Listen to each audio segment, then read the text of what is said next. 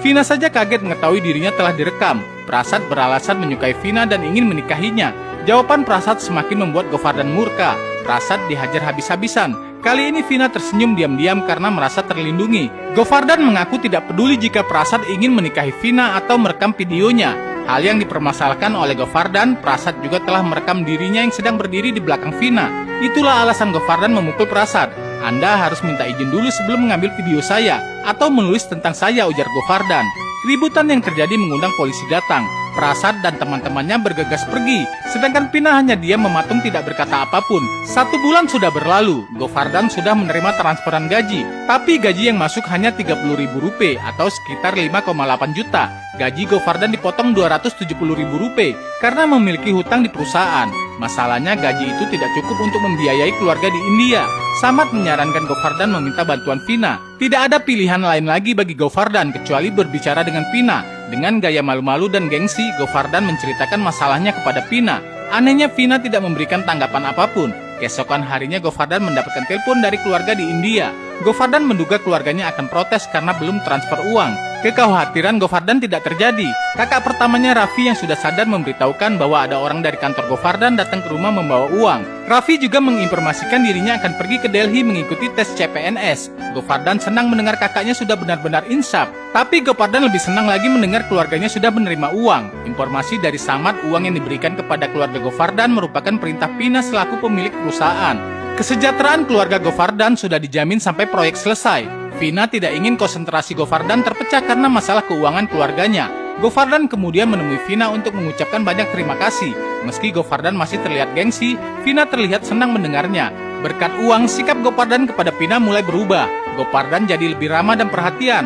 Hubungan mereka membaik kembali. Seiring berjalannya waktu, pembangunan rumah sudah selesai. Direktur utama Jagapati meresmikan rumah itu. Jagapati tidak salah mempercayai Govardan. Hasil kerjanya sangat memuaskan. Hubungan Govardan dan Vina bertambah dekat. Sepertinya mereka CLBK. Buktinya Vina mengajak Govardan pergi ke acara pernikahan sepupunya. Kedekatan Govardan diperhatikan oleh seorang ibu-ibu yang sempat menyapa Govardan saat naik pesawat ke Amerika. Ibu itu yakin bahwa Govardan dan Vina saling mencintai. Govardan memberikan jawaban panjang. Cinta tidak hanya tentang dua orang. Bagi Govardan, kalimat I love you tidak sekedar bermakna saya mencintaimu. Tapi lebih dari itu, I love you berarti saya mencintaimu dan keluargamu.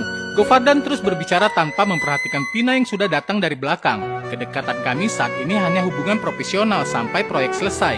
Dia telah menusuk saya dan keluarga saya dari belakang demi pencapaian pribadinya. Atas penipuan yang telah dia lakukan pada saya, dia layak menikah dengan orang cacat atau lumpuh, ucap Govardan. Hancur hati Vina mendengar kata-kata Govardan. Ternyata Govardan masih memandangnya dengan buruk.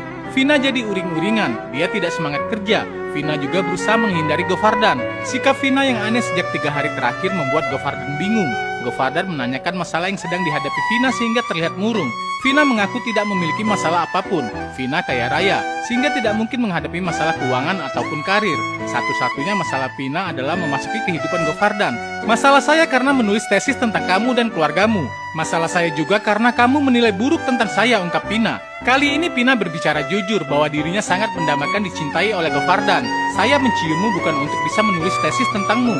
Saya menciummu setelah saya menulis tesis itu, ujar Vina pergi. Proyek di Amerika telah selesai. Govardan dan Vina kembali ke India. Mereka tidak akrab lagi. Mereka juga tidak berkomunikasi. Govardan sedang asik bersama keluarganya. Informasi yang diterima melalui telepon, Govardan telah ditransfer sejumlah uang dari perusahaan yang nilainya cukup besar. Itu adalah uang muka untuk proyek berikutnya di India. Govardan pergi menemui direktur utama perusahaan Jagapati untuk menyampaikan banyak terima kasih. Kepercayaan yang diberikan pasti akan dibalas dengan dedikasi yang penuh dan tanggung jawab. Namun ketika Govardan pamit pergi, Jagapati menghentikan langkah Govardan. Jagapati ingin berbicara dengan Govardan tentang Vina. Ternyata Jagapati sudah mengetahui masalah Govardan dan Vina. Tapi kamu tidak tahu apa sebenarnya yang ditulis Vina dalam tesis itu, tanya Jagapati. Govardan jadi terdiam. Jagapati kemudian bercerita tentang Vina pada hari wisudanya. Vina telah menulis tesis tentang keluarga kelas menengah dengan sepenuh hati. Dalam pidatonya, Vina begitu mengagumi dan membanggakan Govardan. Bagi Vina, Govardan adalah pria idaman. Govardan memperlakukan keponakannya seperti anak sendiri, menyayangi kakak iparnya seperti kakak perempuan kandung. Apapun akan dilakukan Govardan demi memastikan kebahagiaan keluarganya. Hidup dan mati Govardan hanya untuk keluarga. Govardan tidak pernah mementingkan diri sendiri. Semua beban keluarga ditanggung seorang diri di pundaknya. Vina menyaksikan sendiri keluarga Govardan menjalani hidup dengan bahagia dalam keterbatasan ekonomi. Govardan adalah bintang keluarga. Semua orang harus belajar dari Govardan tentang cara memperlakukan keluarga. Dengan bangga saya mengatakan, saya telah menemukan pria impian saya. Jika dia memaafkan kesalahan saya karena menulis tentangnya, maka saya adalah gadis yang paling beruntung di dunia. Tapi jika dia tidak memberikan maaf, saya akan tetap memujanya sampai akhir hidup saya, ucap Vina. Cerita Jagapati membuat Govardan terharu. Govardan telah salah menilai Vina. Govardan menelpon Vina untuk bertemu, tapi nomornya tidak aktif. Jagapati memberitahukan bahwa Vina tidak akan bisa dihubungi lagi. Penyebabnya perkelahian Govardan saat berada di Amerika. Prasad yang telah dipukul Govardan merupakan cucu seorang menteri. Ternyata Prasad mengalami kecelakaan saat melarikan diri dari kejaran polisi Amerika. Kecelakaan itu membuat Prasad lumpuh. Prasad adalah calon wakil rakyat yang akan meneruskan warisan politik keluarga. Tapi Prasad justru lumpuh tidak berdaya. Menteri tidak mau tahu, Vina harus menikah dengan Prasad. Jika Jagapati dan Vina menolak, nyawa Vina akan berbahaya. Saat ini Vina sudah berada di rumah Prasad untuk persiapan pernikahan. Govardan tidak bisa berdiam diri. Govardan mengajak neneknya pergi menjemput Vina. Setelah sampai di tempat tujuan, Govardan langsung berbuat ulah. Vina hanya melihat tindakan Govardan dari lantai atas. Menteri dan anak buahnya datang. Govardan langsung diserang. Govardan memberikan perlawanan. Semua anak buah menteri dibabat. Musuh di hadapan Govardan hanya segerombolan semut. Masyarakat pendukung menteri semakin banyak datang. Govardan tetap berjuang melawan mereka. Sekuat tenaga Govardan bertarung sendirian melawan puluhan hingga ratusan orang. Cinta membuat Govardan kuat dan tidak terkalahkan. Pak Menteri tiba-tiba menembak Govardan. Untungnya Govardan berhasil menghindar. Andaikan mau, Govardan juga bisa menghabisi menteri. Tapi itu tidak dia lakukan. Vina terlihat masih marah kepada Govardan. Vina pergi menemui Prasad yang lumpuh untuk menikah. Govardan berusaha mencegah Vina. Bukankah kamu yang mengutuk saya akan menikah dengan pria lumpuh, ujar Vina. Govardan meminta maaf atas semua ucapan dan tindakannya yang telah menyakiti hati Vina. Pukul saya jika itu membuatmu puas, ujar Govardan. Vina menampar Govardan tanpa memberi aba-aba. Setelah itu Vina bisa sedikit lega, tapi dia masih ngambek. Govardan meminta bantuan neneknya untuk meluluhkan hati Vina. Si nenek meminta agar Vina membuka pintu maaf. Hanya Vina yang akan bisa menjaga Govardan dengan baik.